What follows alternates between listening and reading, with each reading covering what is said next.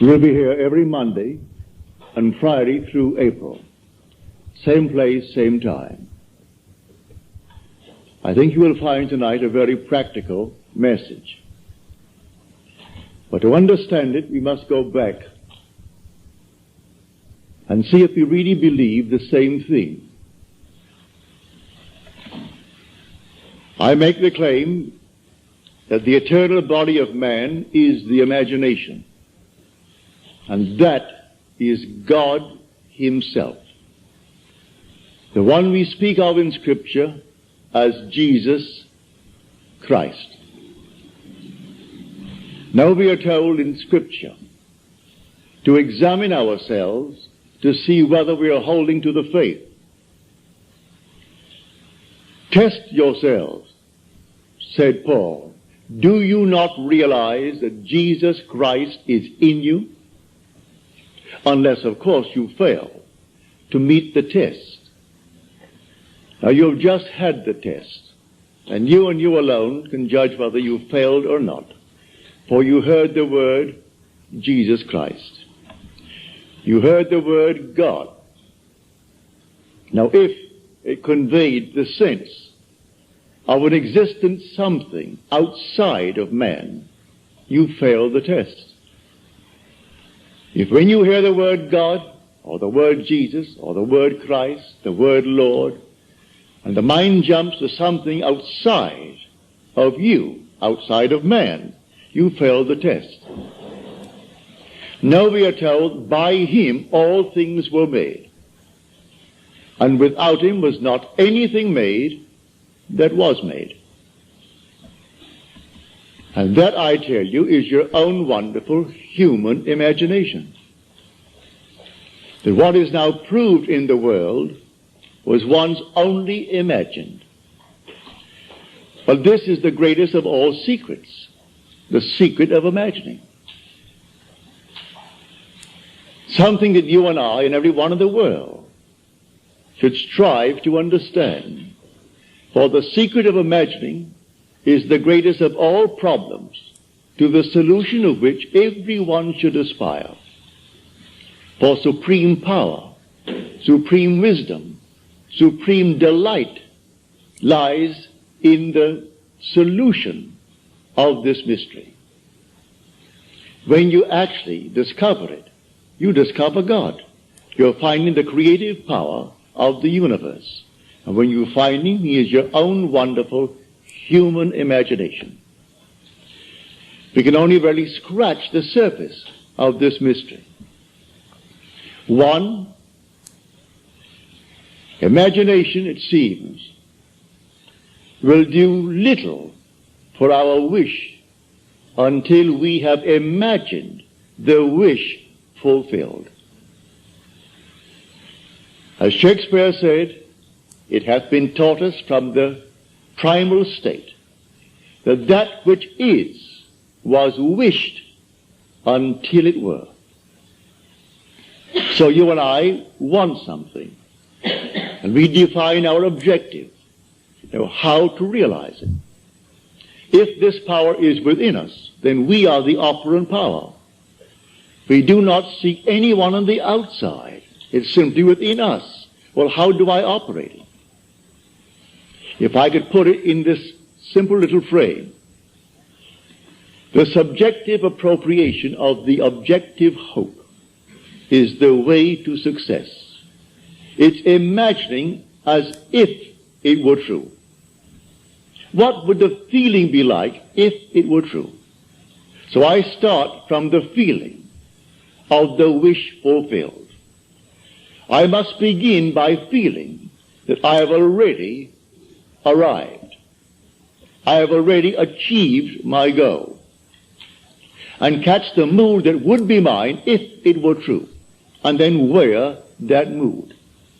If I wear that mood as if it were true, I'll realize it in my world. A friend of mine who was here tonight, she thought that she had failed this past November in her visit to Pittsburgh. friends of hers that she knew well, and they were a little bit down because of the seeming recession. One friend had worked for 27 years at Jones and Loughlin, one of the great big steel firms of our country. In the months of September and October, they let out 4,000 workers. He had to put in 3 years and 2 months to complete a 30-year service with the firm. After 30 years, he could retire at a very good, I would say, retirement fund. But he also had 6 more years to go for his Social Security. And they let out 4,000. And then it was rumored in the plant that they're going to close that plant. She reminded him of the use of imagination, which he had used with him successfully in her previous visit to Pittsburgh. Well, he laughed it off. Those things would have happened anyway. She reminded him of 6 distinct requests on his part that he thought he could not realize. Every one came to pass, as she reminded him. And then she took a vision of mine and explained it to him. She said, you know what I told you the last time?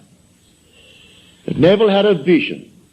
Well, the Bible tells us that the depths of our own being speaks to us through the medium of dreams and vision. So here in this dream of mine, call it a dream if you will, it was just as real as this, I was taken in spirit into an enormous mansion. And here 3 generations were present, but one was invisible, and that was the grandfather. The father was explaining to his children the secret of his own father's success. So there was the grandfather now departed from the world, leaving behind him an enormous fortune for the benefit of his son and then his grandchildren. And so the father said to the children, grandfather used to say, while standing on an empty lot, I remember when this was an empty lot.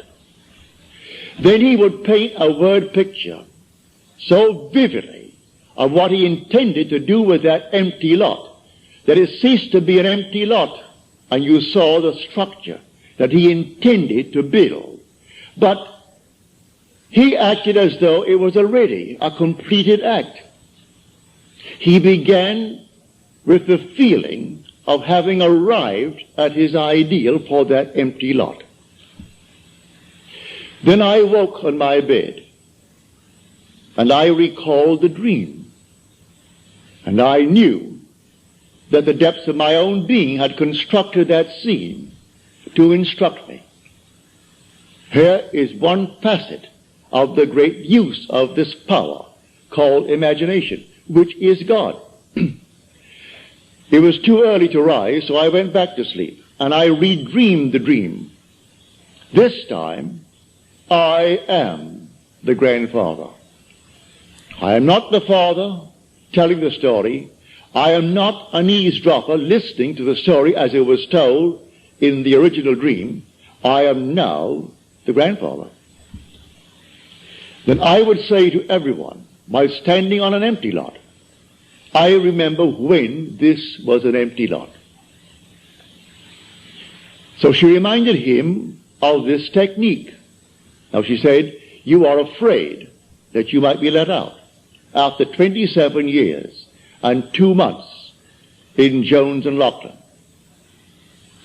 I will now remember when you were afraid. I will remember when you thought it all came to an end. That's one.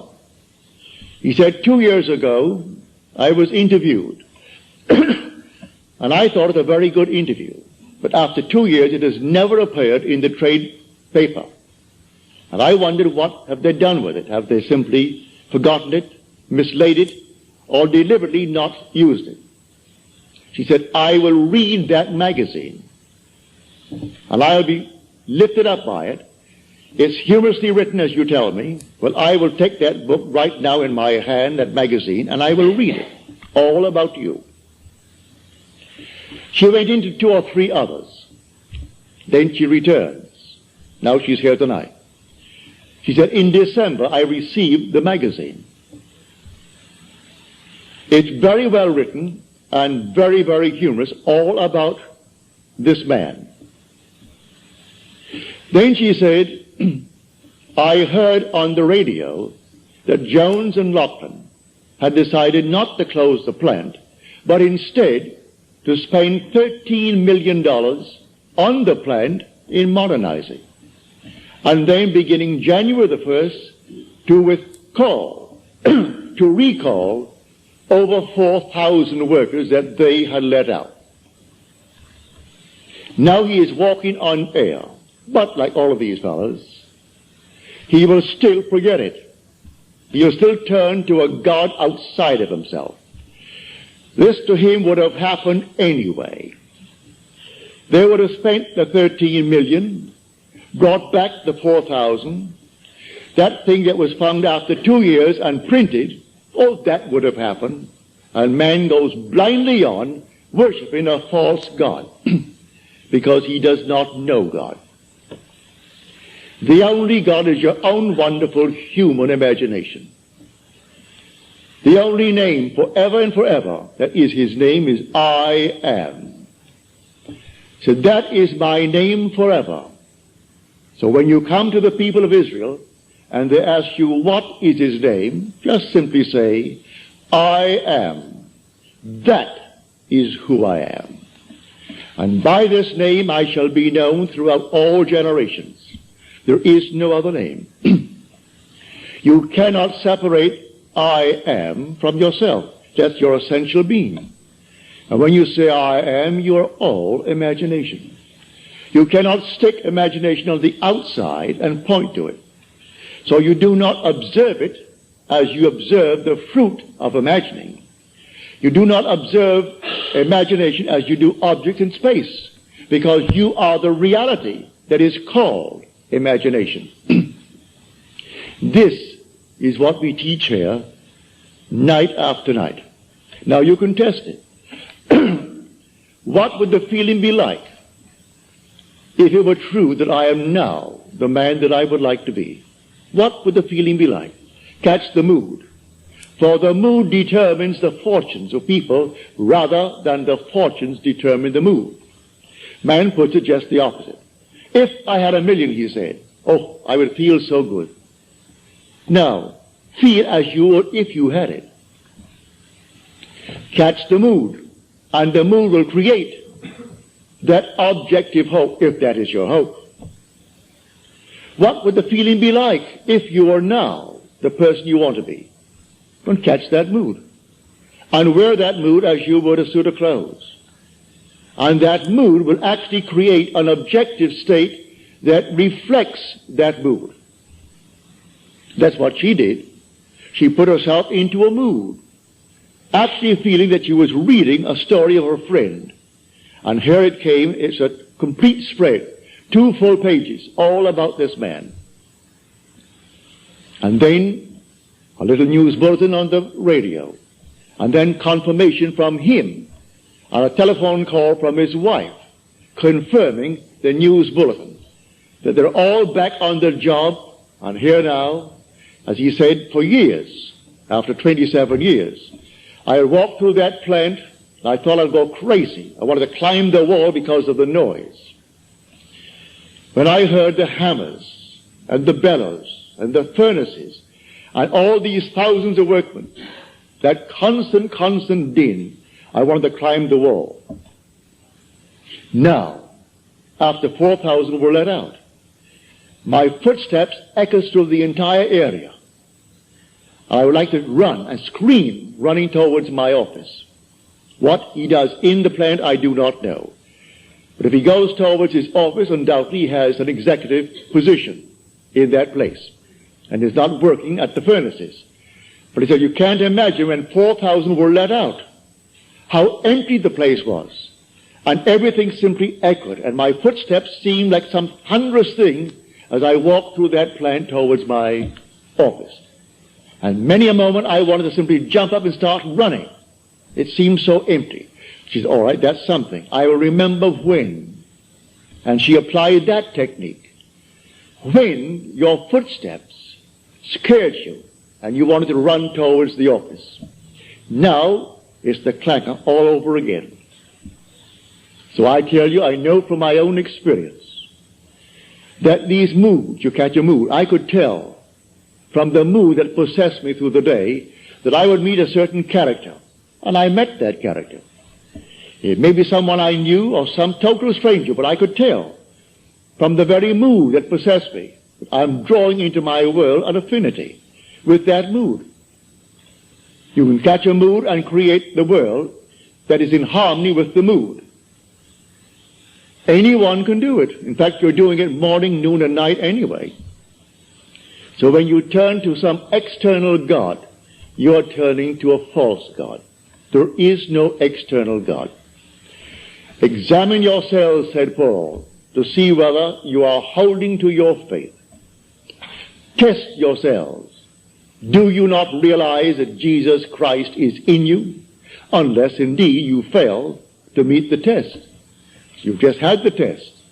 So if you think of some being on the outside, but I use the word Jesus Christ, you have the wrong Jesus Christ. For we are told by him all things were made.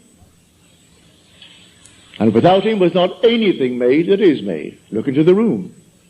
All this was once only imagined. The suits you wear, the dresses you wear, the hats you wear, everything here, the building, was once only conceived in the human imagination and then executed. And if all things were made by him, well, then I must come down to find out who he is. Well, I can't go beyond my own imagination. I know exactly what I imagined. I see the results. So I go back. All things made by him, yes, good, bad, and indifferent. He waits on me just as quickly and just as indifferently when the will in me is evil as when it is good. Is that in Scripture? You'll find it in Scripture. Read it in the book of Deuteronomy. I kill. I make alive. I wound. I heal. And none can deliver out of my hands. I am the Lord. Read it. Read that in the 32nd chapter of the book of Deuteronomy. There is no other God. I am the Lord your God, and besides me there is no other God. I am is that God. As we are told in the 46th Psalm, be still and know that I am God. A man will not believe it, and yet he has evidence morning, noon, and night that his own wonderful creative power, which is his own wonderful human imagination, is producing the phenomena of life. He sees it all around him, but he shuns it away. It's easier for him to genuflect before some little thing made by the human hand. So he put him on the wall and cross himself for luck. I think, no, that's it. That's good. Now I've done my duty today. So he goes to church and he sings the hymns with all the others. And you think, no, I've done my duty, and give generously to the church. Perfectly all right. If you get any pleasure out of it, do it. But that's not serving the true God. If you want a social gathering, certainly go to church. Go to the coffee breaks following the service and ask 1% of those who come out of service, what was the text today? And he will look at you with some vacant look. What? What was the text? What did he say? What was the theme of his subject today? They don't know. But it's a place to go on certain days of the year, especially on Christmas, on Easter, and days of that nature. Others make it a point to go once a week. They think they're doing God a favor. You're walking with God morning, noon, and night. You take him to bed with you because your essential being is God. And there is no other God. Were he not within you, you couldn't even breathe. Your breath is God. Every child born of woman is God incarnate. If man only knew that, there could be no war in the world. Killing man is killing God. For every child born of woman is the incarnation of God. Whether you be black, yellow, pink, white, or any other color, there is no other being in this world but God. So the incarnation takes place every time a little child is born and it breathes, and you spank it to get it to cry. That moment was the incarnation of God. Now, how can you kill him? How can you hurt him? Just teach him and show him what power is latent within him. For the whole vast world aches for the awakening of the imagination in man. And the story as told us in Scripture is a true story, but not as it's told. The day will come you'll actually find yourself reenacting the entire drama as told us in the Gospel. And you will know it in the first person singular present tense experience. And then you'll know who he is. He comes to us as one unknown, yet one who in the most wonderful, mysterious manner lets man experience who he is. And when you experience who he is, it's all about you. It's not about another. The whole vast drama is all about the individual that you see as a little child right in this wonderful world of ours. But here tonight, let us keep it on this level. And on this level tonight, when you dream of some wonderful objective in this world that is not yet realized, realize who the dreamer is. And the dreamer is God. And by dreamer, I mean your own wonderful imagination now. A daydream. That's God. That's God in action. Now, do not let your reason and your senses dictate what is possible. All things are possible to God. So suspend for a moment your reason. Suspend the senses that are dictating what you must accept. For their demanding of you, accept the facts of life. All right? If you could accept the facts of life and let reason dictate it, you'll never go beyond where you are. So suspend them just for a moment and try this technique. What would the feeling be like? How would I feel if they were true, that I am already the man that I would like to be? And if I am, how would I see my friends and how would they see me? It's all within us. So let my wonderful human imagination see them as they would have to see me if it were true. Bring them to my mind's eye and let them see me. And let them talk to me. And let them congratulate me on my good fortune. And don't duck. Accept the congratulations of your friends. If they really mean it. Actually play the part all within yourself. And then believe it 100%. As we are told in John's letter, the 5th chapter of his first epistle. If we believe that he hears us in all that we ask of him, then we know that we have obtained the request made of him. Well, if you get the right God, you have no doubts in your mind as to whether he heard you or not, for you know you heard it, and that's God. But if you're not quite sure that he heard it, because there are 3 billion talking to him, begging, well, then you may be not quite sure that he heard you. Maybe you don't think you're good enough, but you can't deny that you hear your own mind. You hear your own inner conversation. You hear your own inner speech. Well, if you know that one is God, well, then you are sure he heard you. Now you are told in that 5th chapter, the 15th verse of first epistle of John, if we know that he hears us in all that we ask of him, then we know that we have already obtained the request made of him. Well, all right. There's an interval between that imaginal act and its fulfillment, as there is between the creative act of a man and the birth of that child. Every little thing has an interval of time between the act and its fulfillment. A horse will take 12 months. A woman takes 9 months. The little sheep will take 5 months. A chicken will take 21 days. There are intervals of time. So the Bible teaches every vision has its own appointed hour. It ripens. It will flower. If it be late, then wait, for it is sure, and it will not be late. Different intervals of time. So it may take me a longer time. In this case with this man, 2 months to bring back 4,000 who were unemployed. To put his mind at rest that he doesn't have now to feel that he's going to be fired. He can put in now the extra time. Only a little while, 3 years and 2 months will complete his 30 years with Jones and Lachlan. And then, what's a man of his age? 6 more years, and then Social Security. So he'll have both.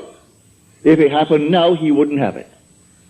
He would be cut on Social Security, and he would be let out without a good retirement fund. So she goes back, and she reminds him that it happened before. He couldn't afford the roof for the house. And she said, I will see the roof on the house. I remember when it needed a roof. And so she told him, I recall telling you, I remember when it needed it. Well, soon after something happened in his work, he got the money and the roof is on. The wife wanted an organ, couldn't afford the organ. All right, she said, I remember when you didn't have one. She has the organ. And she took one after the other. Of all these things, he's still, with all the evidence in the world, he is still working on some outside God. He thinks he's doing the wrong thing. He feels that if perchance that man is simply a devil incarnate, and he's taken me from my real God, which means something external to himself that he fashions out of his own mind and fashions with his hand, because all these little nonsenses that we buy and stick them up as holy objects. First of all, no artist really ever designed them. It's an offense to speak of an artist when you see these horrible monstrosities that we buy and stick around the place and call them religious objects. So, find who he is. He is the living God. He is not a dead God. You want to read the 115th Psalm about the kind of gods that men worship. The whole psalm is devoted to the false god that the whole vast world worships. He has eyes, but he sees not. Ears, and he hears not. Feet, and he walks not. Hands, and he touches not. Just a dead thing made by human hands, when the living God is within man as his own wonderful human imagination. So I tell you that all that you behold, though it appears without, it is within, in your own wonderful human imagination, of which this world of mortality is but a shadow. All things exist in the human imagination. And everything you see as an objective reality was produced by imagining. Think of one thing. Just think of one thing that would simply deny it. You can't think of one thing. So you go to the moon. You first had to imagine it. Had to imagine everything concerning the machine that took you to the moon. Everything in the world first has to be imagined and then executed. All right. The intelligence to do it will come, but you take the blueprint first and conceive it and dwell in it as though it were true. And no power on earth can stop it from becoming so. Your visions will clarify itself. At night, it's a different kind of a night. Your days are different. You see people differently. You can't walk by any man and not see him God incarnate. Can't do it. Even if he has the most horrible background. And he said simply, well, a murderer. And it's proven that he is. You still see God incarnate. But so sound asleep, the poor thing doesn't know. If you can only just get to him and show him that he really is God incarnate. And the one he thought he killed, he has been restored to life.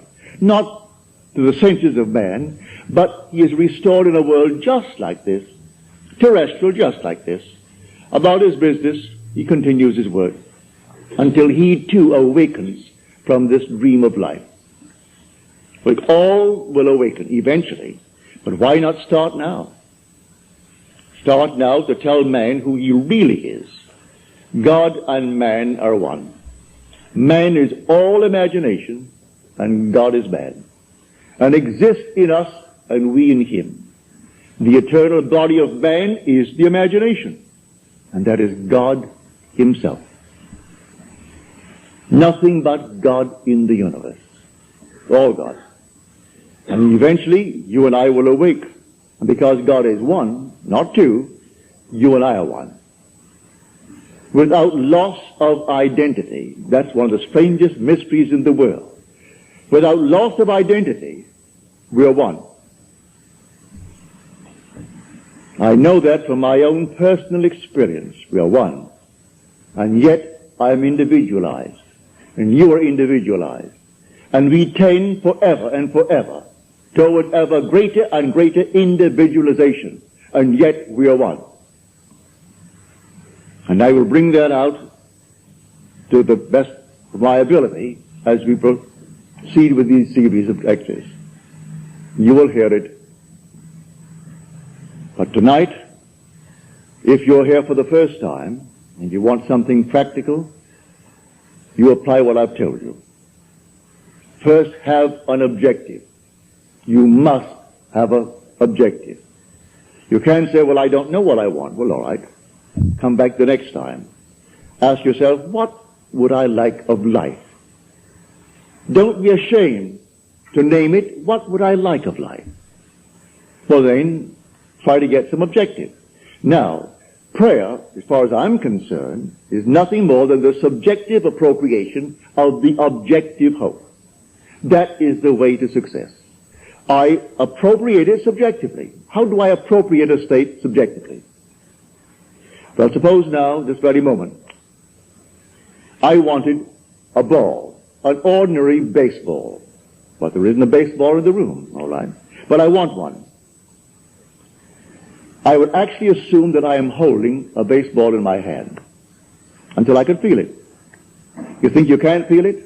Well, now try it. Try to feel what it would be like if you held a baseball. Now, to prove that you have held it, see what it feels like, the difference now, a tennis ball. See any difference? All right, a golf ball. See any difference? A piece of silk. You feel any difference? If you can distinguish between these many objects, though they are subjective, then they must exist somewhere. If you can actually separate them in your mind's eye and distinguish between these objects, I can begin to feel, begin to sense, begin to smell a rose. Well, a rose doesn't smell or doesn't actually have the odor of another flower. I can detect the rose. Now a lily, an Easter lily. I can detect that. Well, what does it do? Well, I'm going to get them.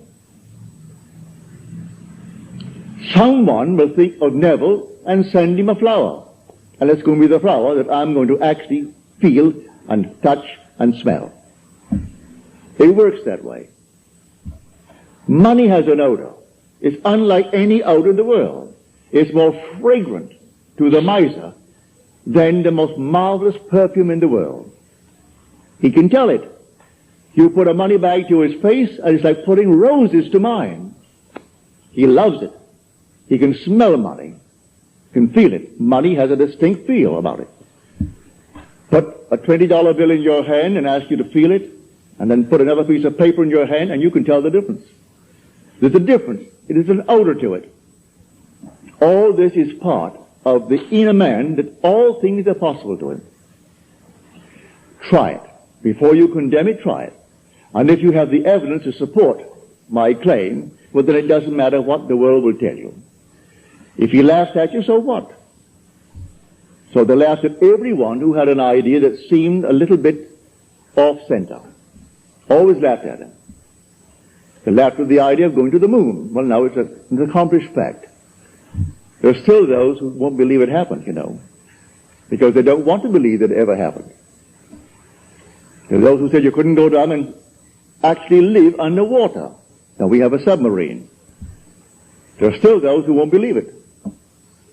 You can present them with all the facts in the world, and they won't believe it. So I tell you, you try it first. And if it proves itself in performance, it doesn't really matter what the whole vast world thinks. Go about your Father's business, which is yourself, and then live a full and wonderful life in this world of Caesar. And the day will come, you will actually depart this world. I mean this age. Because those who are departing it now, unless they are awakened, they'll still find themselves in a world just like this. But those who have awakened, who have experienced the second birth, the birth from above, find themselves in an entirely different age, where they're all imagination. And they are perfect. And wherever they go, everything is perfect. They don't have to raise a finger to make anything perfect, because they're perfect. All things must conform to them, for they're perfect. That's heaven. So heaven is not an area, it's not a realm, it's a body. And when that body is awakened within you, which is the wonderful human imagination completely awake, then wherever you go clothed in that body that is completely awake, everything is perfect. If you found yourself in a forest of dead trees, they'd all burst into foliage. In the desert, they would all bloom like the rose.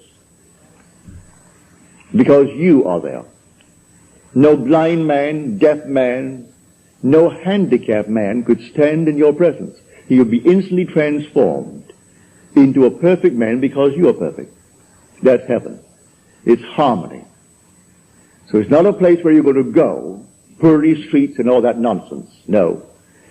It's just simply you in a world that is perfect because you are perfect.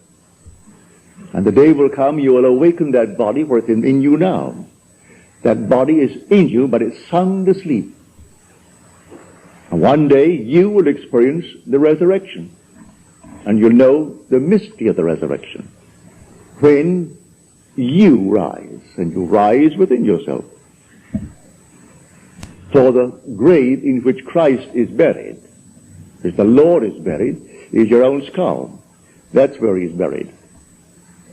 And in that tomb where he is buried, one day he will awake and he will come out of that tomb. And it's you who comes out of the tomb. And you'll know who you are. He is buried in every child in the world, this universal being, and yet one. Billions of us, and yet only one Lord. And that one Lord, in his fullness, is buried in you, individually. And when you awaken, you are he. So tonight, take a go. Make it a lovely go. Either for yourself or for another. For any time that you exercise your imagination lovingly on behalf of another, you're mediating God to that other. So, bring a friend before your mind's eye. Represent him to yourself as the man or the woman that you would like them to be. And don't tell them, ask for no praise, just assume that they're talking to you and telling you the most marvelous news about themselves. And you congratulate them on that good news. And go your own way. Believe in the reality of that imaginal act. It may happen tomorrow. It may happen the day after, or a week later, or a month later. It has its own appointed hour, and it is ripening, and it's going to flower. So don't be concerned. Leave it alone. And it will come to pass. So this is what I mean by feeling is the secret. I catch the mood, the feeling that would be mine if I were what I want to be. I don't have to touch something. I can if I want to. But it's the mood I'm speaking of. What would the feeling be like if she were well? If she were this? And then you catch it, just as though it is true. You always go to the end, and the end is where you begin. You're always imagining ahead of our evidence. So go to the end and feel the end, and then dwell in that end even though reason denies it and your senses deny it. You turn your back upon the doubters. That is your senses and what reason dictates. That's the hell or the devil or Satan in the world. That's the doubter. So you turn your back upon it. And then you walk as though things were as you want them to be. And living in that assumption, it slowly hardens into fact. Even though at the moment of the assumption it was denied by reason, an assumption, though false, if persisted in, will harden into fact. So you learn to assume and learn to persist in the assumption, and it will come to pass. Now let us go into the silence, after which we'll have questions. Good. Well, I hope you call it good mood. It'll work. Now, are there any questions, please?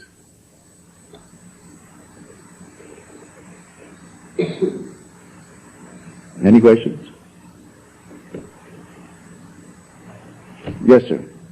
You mentioned that Matthew's secretary his management was his experience. Well, to answer your question, I must go back and explain it to those who are here for the first time. No. I make the statement based upon my own experience that nothing dies. And that's not only true of man, it's true of the flowers, of the animal world, of the trees, of everything. Nothing dies. I am the God of the living, not of the dead. So nothing dies. The little flower that blooms once, blooms forever. It's renewed by the seed of contemplative thought. Well, I had a wonderful friend and secretary. He died suddenly at the age of 50 when I was out here. I then lived in New York City. He was born in Haverstraw, New York, which is upstate New York. He lived in Manhattan and took care of my books and took care of all of my business affairs. When I got a cable saying that he was dead, they found his body on the floor the next morning when they went in to clean, and I must come back and take care of the funeral affairs. So I went back. I have two sister-in-laws. My wife is one of three girls. The other two are pillars of the Episcopal Church. The older of the two lives in Summit, New Jersey. And she's always said to me, you know, I like you personally as a brother-in-law because you're kind to my sister and to your child, and for that I like you. But I don't believe one word you talk about. That's not my God.